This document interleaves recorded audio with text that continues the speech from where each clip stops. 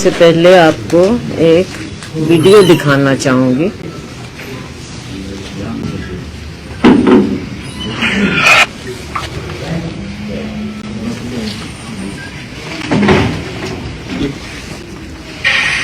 अब ये फैशन हो गया है, अम्बेडकर अम्बेडकर अम्बेडकर अम्बेडकर अम्बेडकर अम्बेडकर। इतना नाम अगर भगवान का लेते हैं तो 7 जन्मों तक स्वर्ग मिल जाता है।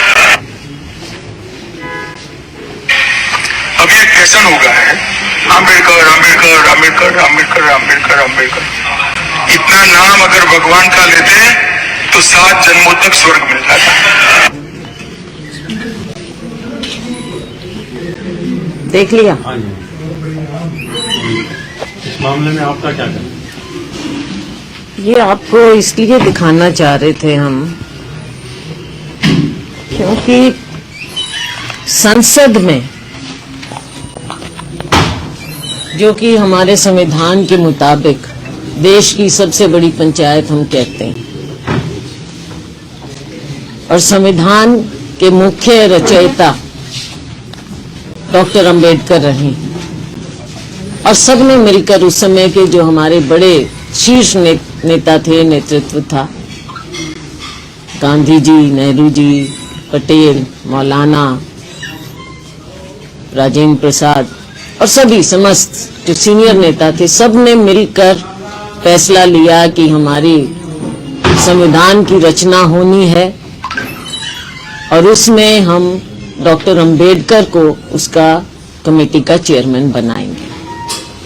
कॉन्स्टिट्यूएंट असेंबली बनी और आज के दिन सारा देश मानता है, जहां एक और समस्त दलित वर्ग, पिछड़ा वर्ग, वंचित वर्ग डॉक्टर अंबेडकर को अपना आइकॉन मानते ही हैं, वहां दूसरी ओर हर नागरिक के संरक्षण के लिए हमारा संविधान है।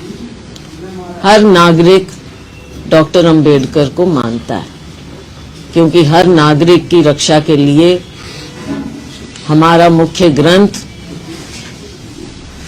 हमारा संविधान है। और अगर हमारा मुख्य ग्रंथ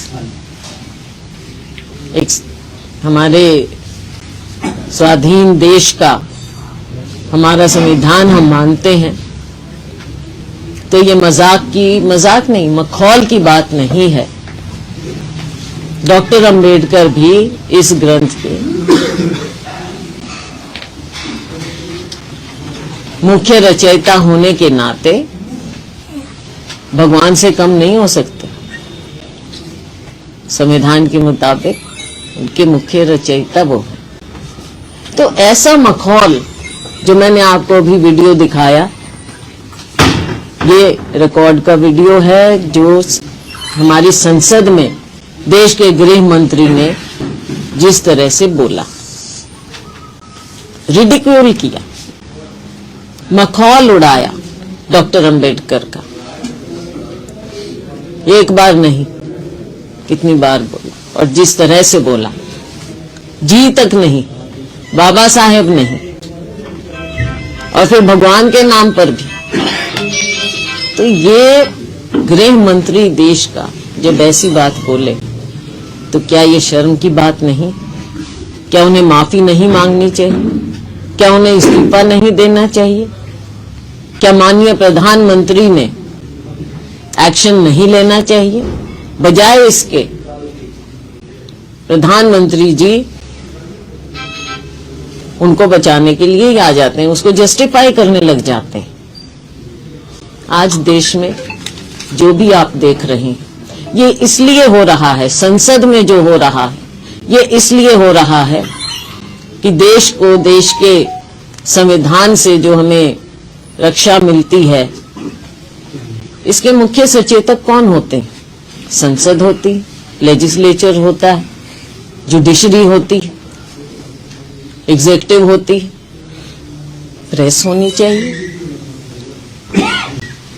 मीडिया। आज सबको खतरे में डाल दिया।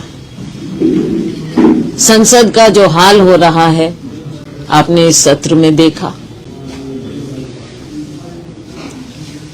जुडिशरी पर मैं टिप्पणी कुछ नहीं कहूंगी, क्योंकि जुडिशरी से सारे देश को, हर नागरिक को एक आशा है।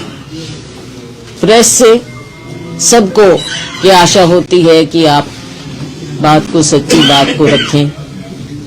लेजिस्लेचर से, एग्जीक्यूटिव से ये आशा है कि वो सही फैसले लें, और सबसे ज्यादा नजर लोगों की संसद पर होती है। हमने जो बातें रखनी थी, विपक्ष का एक काम है। लोकतंत्र में विपक्ष का एक बहुत बड़ा रोल होता है। सरकार को चेताना, लोगों की बात को उठाना, और ये रोल हमें मिला है। हमारा काम है हम बातों को उठाएं, लेकिन संसद में जिस प्रकार से संसद चलाने में इनका कोई रुचि इनकी नहीं है, सत्ता पक्ष की, भारतीय जनता पार्टी की, ना संसद को चलने देते हैं। हम अगर अपनी बात उठाना चाहते हैं, हमें बोलने नहीं दिया जाता, हमारे नेताओं को नहीं बोलने दिया जाता। बार बार, चाहे राहुल जी हों, चाहे खड़गे जी हों, हमेशा उनकी टोका टाकी और जैसे उनके साथ बर्ताव होता है, ऐसा कभी नहीं देखा। संसद एक ढंग से चलती है। हमेशा हमने देखा है, पहले हम भी सत्ता में रहे, लीडर ऑफ ऑपोजिशन होते हैं, उन्हें स्पेस दी जाती है, उन्हें इज्जत दी जाती है, कैबिनेट मंत्री का दर्जा होता है। और जब एलओपी खड़े होते हैं तो उन्हें प्राथमिकता भी दी जाती है, लेकिन अब नहीं होता ये। आपने बार बार देखा है, प्रोसीडिंग सब लोग देखते हैं। इन्होंने कोई कसर नहीं छोड़ी इन सब संस्थाओं को खत्म करने, ताकि लोगों की आस्था उठ जाए इन संस्थाओं से। ये कहते हैं कि 7 दशकों में क्या मिला। 7 दशकों में हमारे संविधान ने हमारे देश को, हमारे लोकतंत्र को बचा कर रखा, ताकि हम लोग आम नागरिक की रक्षा भी हो, आम नागरिक अपना मत भी डाल सके, आम नागरिक अपनी बात रखे। आज ये कहते जरूर हैं कि हमको 3 बार लोगों ने जिताया है, तो भूल जाते हैं कि 70 साल में अगर पहले कांग्रेस की सरकार बनी तो उनको भी लोगों ने जिताया था। वो सरकार भी लोगों ने बनाई थी। तो आप यहाँ के लोगों का, भारतीय लोगों का, नागरिकों का मजाक मत उड़ाइए। ये नहीं है कि अगर आप जीत जाएं तो लोकतंत्र ठीक है, और अगर कोई और सरकार बने तो लोकतंत्र गलत है और नेता गलत है। उन नेताओं को आप जिस तरह से बोलते हैं, इतिहास ने देखा देश आज कहां पहुंचा है। देश पैदा 2014 में नहीं हुआ। लाखों करोड़ों लोगों ने स्वतंत्रता संग्राम में हिस्सा लिया, और इस बात को मत भूलिए। और हम गर्व से कहते हैं कि सबसे आगे कांग्रेस पार्टी थी उस समय। हमारे नेता थे, गांधी जी थे, नेहरू जी थे, सरदार पटेल थे, सभी धर्म लोगों के लोग, सभी जातियों के लोग, सबने हिस्सा लिया, कुर्बानियां दी, जान तक गंवाई, और देश स्वाधीन हुआ।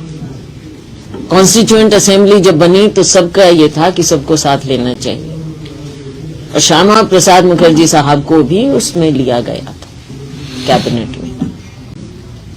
लेकिन आज जो ये देश को इकट्ठा रखा है, जिस भावना ने इस देश को इकट्ठा रखा है, अनेकता में एकता है, सर्वधर्म संभाव है, वसुधैव कुटुंबकम है, आज हमारी संस्कृति की धज्जियां उड़ाई जा रही। हम इस बात पर पूरा प्रोटेस्ट कर रहे हैं। कल हमने सिरसा में किया, लेकिन आप जानते हैं कल पूर्व मुख्यमंत्री चौटाला साहब के निधन के कारण कल उनका संस्कार होना था, तो हमने जो पब्लिक में प्रदर्शन करना था वो हमने पब्लिक में मार्च नहीं किया, अपने दफ्तर में ही अपनी प्रोटेस्ट रखी, मीडिया के सामने रखी अपनी बातें। और आज इस प्रेस कॉन्फ्रेंस के माध्यम से, आपके माध्यम से हम लोगों तक ये बात पहुंचाना चाहते हैं, जन जन इस बात को समझे कि कैसे हमारे मुख्य रचयिता डॉक्टर भीमराव अंबेडकर जी के साथ, उनकी स्मृति के साथ, उनके नाम के साथ कैसे खिलवाड़ किया जा रहा है, उन्हें अपमानित किया जा रहा है। इस अपमान को देश का हर नागरिक इसकी भर्त्सना करता है और कांग्रेस पार्टी इस मुद्दे को, इस संदेश को जन जन तक लेकर जाएगी। ये टंग स्लिप का मामला है या जानबूझ के? टंग स्लिप अगर एक बार कहा होता तो शायद, लेकिन कितनी बार बोले मैंने, इसलिए आपको वीडियो दिखाई। ऑथेंटिक वीडियो है, प्रोसीडिंग्स की वीडियो है। बार बार बोला उन्होंने, एक बार नहीं बोला। एक बार होता तो स्लिप हो जाती, हम भी मान लेते, मुद्दा भी क्यों बनता ये। लेकिन आज देश में मुद्दा बना। हमने देखा कि केवल हम मुख्य विपक्षी दल होने के नाते हमारा फर्ज है, हम उठाएंगे मुद्दा, क्यों नहीं उठाएंगे। हम बैकफुट पर नहीं है, बिल्कुल आगे निकलकर हम ये बात उठाएंगे, क्योंकि उन्होंने ये किया है, डॉक्टर अंबेडकर को अपमानित किया है। और ये मुद्दा जन जन तक पहुंचाना, ये भी हमारा फर्ज बनता है। डेफेमेशन सूट भी फाइल करने का कोई विचार? अब ये अलग बातें हैं, लीगल बातें अलग हैं। हम पॉलिटिकल पार्टी हैं, जनप्रतिनिधि हैं, ये हम अपना फर्ज हम उठा रहे हैं। कल हमने, क्योंकि पार्लियामेंट्री कॉन्स्टिट्यूएंसी का था, तो कल कुछ साथी पहुंचे, फिर वो कंफ्यूजन हो गया कि है नहीं है, उस चक्कर में तो फिर हमने पब्लिक मार्च नहीं किया। क्योंकि देखो, चौटाला साहब सिरसा के पुत्र रहे हैं, तो वहाँ के बेटे, तो हमने सोचा कि थोड़ा आउट ऑफ रिस्पेक्ट हम पब्लिक में ना करें। हमारे यहाँ तो पूरे विधायक जी धन्यवादी दौरा निकाल रहे हैं जी, कल और परसों भी। अब हम क्या टिप्पणी, देखो आपने जो मैंने अभी बातें कही हैं, जो सत्ता पक्ष है, भाजपा है, ये केवल जब समय आता है तब नाम किसी का भी ले लेते हैं, लेकिन कितनी रिस्पेक्ट ये डॉक्टर अंबेडकर के प्रति रखते हैं या किसी के प्रति रखते हैं, वो तो आप देखते हैं, वो पब्लिक में है, वो तो बात है, ये बातें। इससे मुद्दे से हटके हरियाणा की राजनीति में बात करें जी। आज का मेन मुद्दा यही है, आपने हमारा भी बता दो। तो सबसे पहली रिपोर्टिंग ये है। FIR दर्ज हुई है जो राहुल गांधी के खिलाफ भी। हाँ, मैं उसके बारे में, अच्छा किया आपने पूछ लिया, मैं बताती हूँ।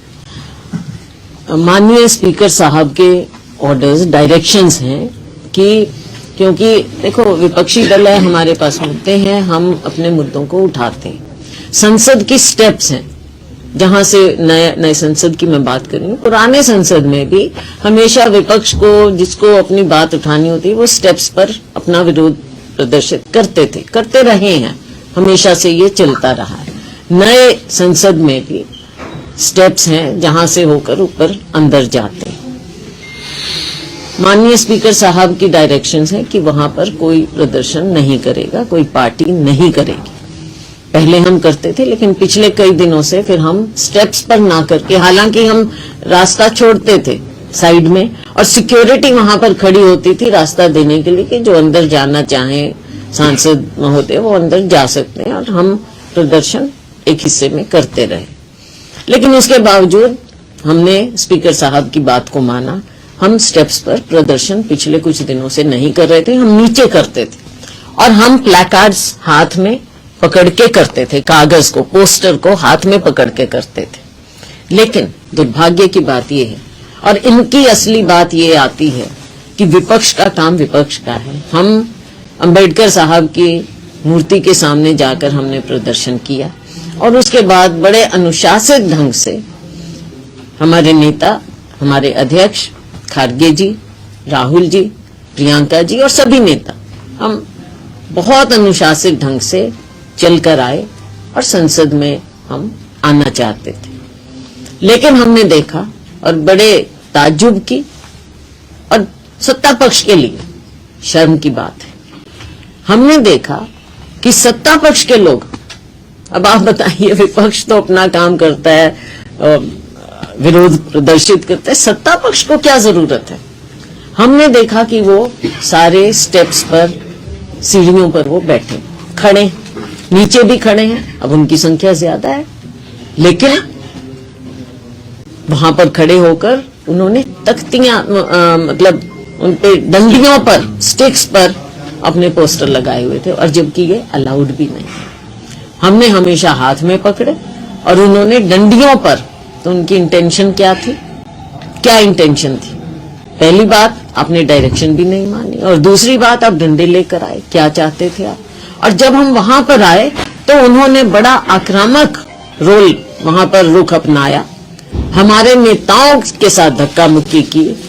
खड़गे जी खुद जमीन पर गिर गए, लेकिन हमारी आदत नहीं है इन चीजों को ज्यादा वो करने। हम वहीं बैठ गए, प्रियंका जी भी बैठ गई, और वहां पर उन्होंने हमारा रास्ता रोका। भाजपा के सत्ता पक्ष के लोगों ने हमारा रास्ता रोका, धक्का मुक्की की, और उल्टा राहुल जी पर इल्जाम लगा रहे हैं।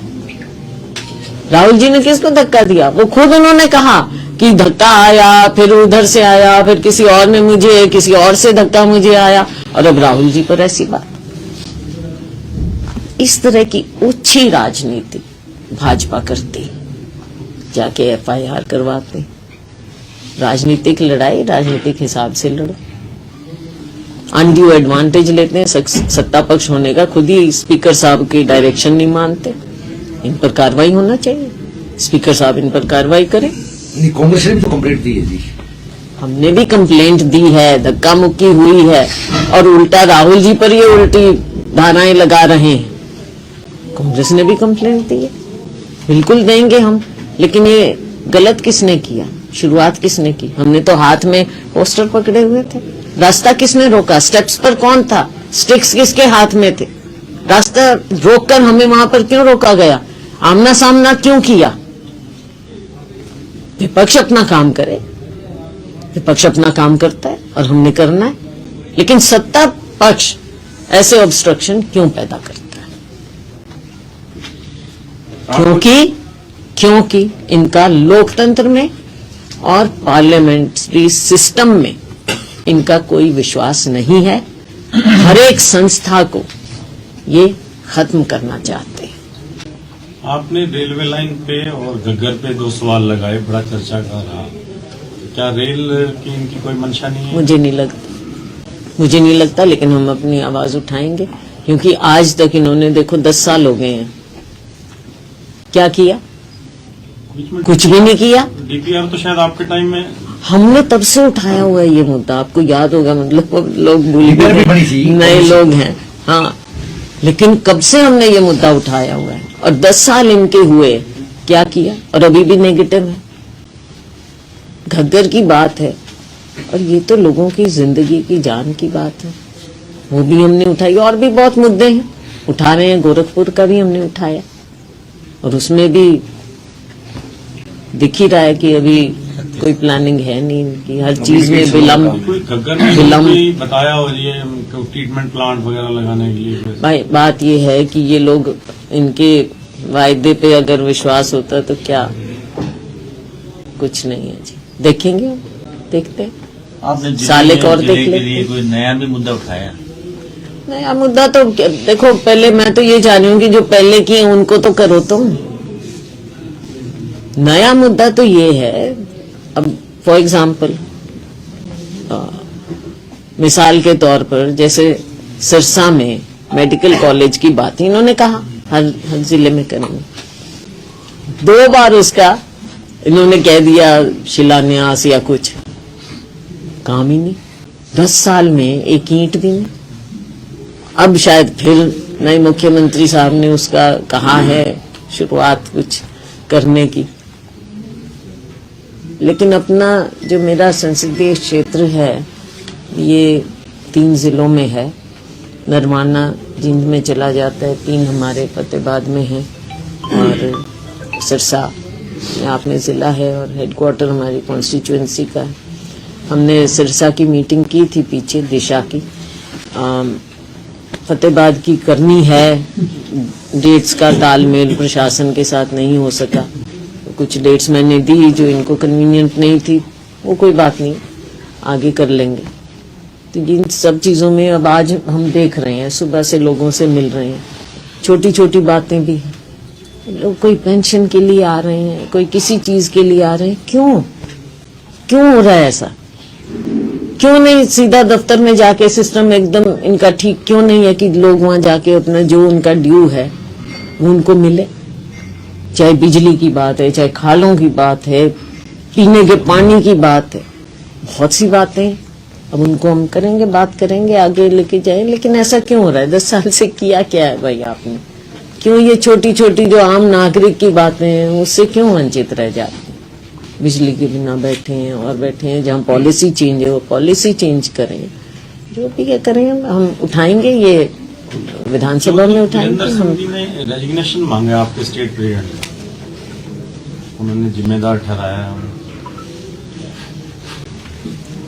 देखो, जब वीरेंद्र सिंह सीनियर नेता हैं तो वो जो उनको बात लगती है वो बोल देते हैं। आप सहमत हैं? देखो, ये तो अपनी अपनी नैतिकता की बात होती है कि कौन कैसे फैसले ले। कांग्रेस जो हारी है स्टेट में, उस पर आपका क्या कहना है? देखो, उम्मीद हम सबको थी, मैं ये बात मानूंगी कि सबको उम्मीद थी और मेहनत की, और हमारे यहाँ से तो हमने नतीजे भी दिए हैं भाई। 6 जीतते हैं। 6 जीते हैं, 12 हमने दिए, दोनों अम्बाला से, यहाँ से 6 जीत के दिए हैं हमने। और लोगों का तो मैं तो धन्यवाद करती हूँ कि उन्होंने साथ दिया हमारा, और सब चाहते थे कि कांग्रेस की सरकार बने। पूरे प्रदेश में शोर था कि कांग्रेस की सरकार बने। लेकिन अब कई मुद्दे हैं, उन पर पार्टी भी विश्लेषण कर रही है, हमारी कमेटी बैठी है वो कर रही है, इनके बारे में विचार से बातचीत कर रहे हैं। और कुछ टेक्निकल बातें भी हैं जिन पर पार्टी अंदरूनी ढंग से जिसे देख रही है। एक ये बात निकल के आ रही है कि आपने जो प्रचार लेट शुरू किया 4-5 दिन, उसके कारण कांग्रेस सत्ता में आते आते रुक गई। अब ये बड़ा नुकसान तो हुआ। देखें कि वही शैलजा को अगर इतना मानते हो तो शैलजा से भाई हम तो सिपाही हैं कांग्रेस के। कांग्रेस का काम जो लोकसभा में मैंने 80 वोट था वो नाराज होके विधानसभा में शिफ्ट हो गया बीजेपी तो की तरफ। पार्टी में अंदर देख रहे हैं इन चीजों को। अगर आपको पूरा हिस्सा मिलता तो आपको लगता है कि आप सरकार में होते? देखो, बात हिस्से की नहीं है। अब कई कुछ ये बातें तो हैं कि इतनी सीटें हम क्यों हारे, कहाँ पर बागी भी खड़े हुए, क्या कारण था। सीटें कई जगह कही जा रही हैं, और मैं तो ये कहूंगी कि प्रभारी जी ने खुद कहा है कि कितनी बोली हैं 13-14 जितनी भी उन्होंने अच्छा फिगर बोला है उन्होंने। 14 बोल रहे हैं, 15 बोले, जितनी भी बोली है उन्होंने। चलो, खुद प्रभारी जी कह रहे हैं कि इतनी सीटें गलत बांटी हैं, तो भाई आगे हम क्या बोले। आप नहीं कह रहे कि टिकट वितरण सही हुआ है जी आपके हिसाब से? देखो, बहुत सी बातें हैं, कुछ अंदर की हैं, कुछ बाहर की हैं। जो अंदर की नहीं, हमें तो कुछ लीड मिले ना। इसमें जिम्मेवार कुछ मानते हो स्टेट में? अब तो देखो, अब क्या बोले, अग्रणी कौन है? पार्टी प्रधान। नहीं, आपका स्कोर कार्ड जो है 50 रहा, 50%। आपको 12 सीटें अलॉट हुई, 6 आप जीते। नहीं, अलॉट नहीं हुई, मैं तो अलॉट की आपके बात समर्थक को ना, मैं आपके इस पार से- सारे समर्थक हैं हमारे, मैं तो कह रही हूँ। नहीं, आप इस बार से कितनी बात ये कितने लोगों को टिकट नहीं, मिली? ऐसी कोई वो नहीं है, सारे हमारे कैंडिडेट हैं, कांग्रेस के कैंडिडेट हैं, वो हमारे सबके मिले जुले कैंडिडेट। मैं नहीं, अभी आप कह रहे थे कि 12 बजे से- सुनो ना, मैं जो बात को क्लियर समझ लो। मैं ये कह रही हूँ कि हमारे क्षेत्र में, वहां से मैं सांसद रही, अम्बाला से, यहाँ से मैं सांसद हूँ, यहाँ से भी पहले भी रही, तो इन 2 क्षेत्रों में जहाँ पर मैं सांसद रही भी हूँ भी, यहाँ पर हमारा स्कोर कार्ड बेटर रहा। 9 में से 6 हमारे यहाँ जीते हैं कांग्रेस के कैंडिडेट। बाकी कई क्षेत्रों में बहुत ज्यादा कमजोरी रही, वो देखें। हम तो अपने क्षेत्र की बात करें। क्या कोई बदलाव हो रहा है? हाँ, अब उस पे आ जाओ, वो भी कर लेते हैं बात। देखो, एक मुद्दा है, बहुत बड़ा मुद्दा है, किसानों का मुद्दा, किसानी का मुद्दा। भारतीय जनता पार्टी ने वादा खिलाफी की है हमारे अन्नदाता के साथ। 2 साल पहले उन्होंने कहा कि हम एमएसपी को कानूनी दर्जा देने के लिए हम करेंगे। क्या किया 2 साल में? और आज अगर किसान धरने पे बैठे हैं, अनशन पर बैठे हैं, आमरण अनशन पर बैठे हैं दल्लेवाल ये। सरकार क्या कर रही है? क्या इनके कान पे जूं तक रहेंगी है? क्या आगे बढ़े हैं? क्या जो 2 साल पहले आपने वायदा किया, क्या उस पर आप कुछ कर रहे हैं? बॉर्डर्स पर क्या हाल किया हुआ आपने पंजाब और हरियाणा के? कल हम जाएंगे, खनौरी बॉर्डर जाएंगे हम सब। कल खनौरी जा रही हो आप? जी, कल खनौरी जाएंगे, अपने नरवाने से पास है ना, जाएंगे वहाँ।